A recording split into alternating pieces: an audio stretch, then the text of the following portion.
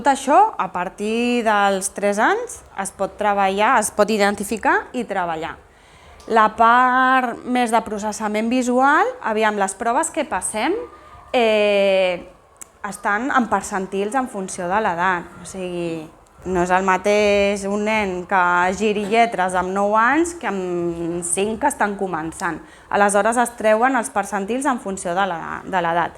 Normalment les passem sobre el 6-7, a partir del 6-7, que ja estan amb lectoescriptura i podeu veure si estan en la línia de la classe o estan per sota.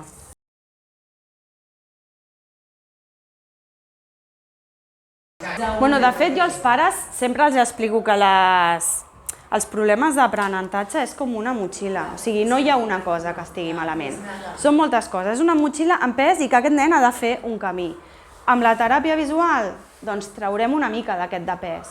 Segurament, si va al logopeda, traurà més pes. I aleshores, contra menys pes tingui, doncs més lleuger serà el camí.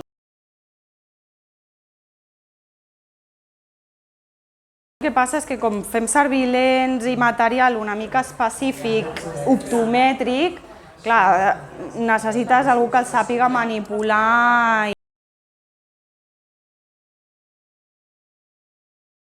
A vegades amb les reeducacions fan una evolució bastant ràpida al principi i després s'estanquen.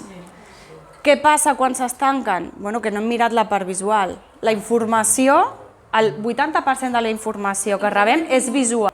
Aleshores, s'ha de treballar en conjunt, treballar la part visual per posar totes aquestes habilitats bé i aleshores la reeducació torna a funcionar.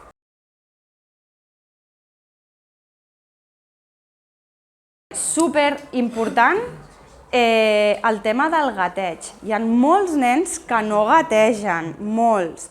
Els profes que feu psico a infantil, poseu-vos a gatejar. O sigui, jo tinc pacients de 17 anys que els poso a gatejar per la consulta.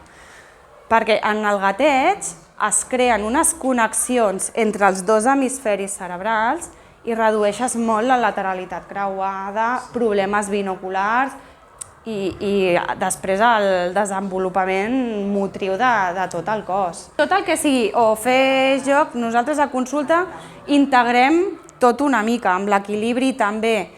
Aleshores, moltes vegades els hi fem fer exercicis visuals, fent un patró, el soldadito que li diem, fent el patró creuat. Tot això crea connexions entre els dos hemisferis i aleshores flueix molt millor la informació.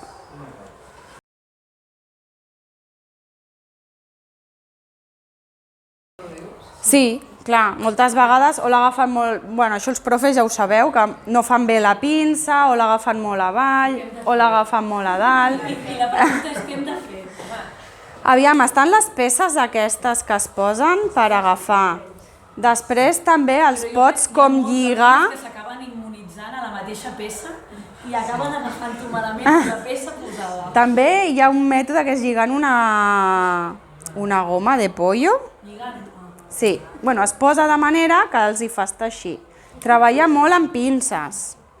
Agafar un exercici que fem molt a consulta, sobretot al principi, és agafar una canyita de beure, granets d'arròs i unes pinces d'aquestes de motricitat fina, que són finetes, i anar-les posant aquí. Ho fem monocular, tapant un ull per treballar la localització, i ho fem amb binocular també.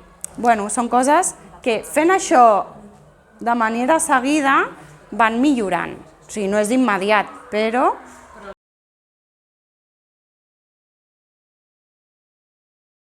La implicació a casa és molt important, és molt important. Nosaltres, la teràpia visual, venen a consulta 45 minuts, però és molt important que a casa treballin 10 minutets al dia. Què són, sessions setmanals? Sí, són sessions un cop a la setmana, 45 minuts a consulta i després a casa 10 minutets. Són coses senzilles i ja et dic que treballem molt a nivell de joc i tal, però és important, sobretot la part d'eficàcia visual, que és més muscular, és com anar al gimnàs. Si tu vas al gimnàs, fas una pallissa de 4 hores i no tornes fins al cap d'un mes, no serveix de res. Em pensava que sí. Aleshores, bueno, és important la constància i anar-ho treballant.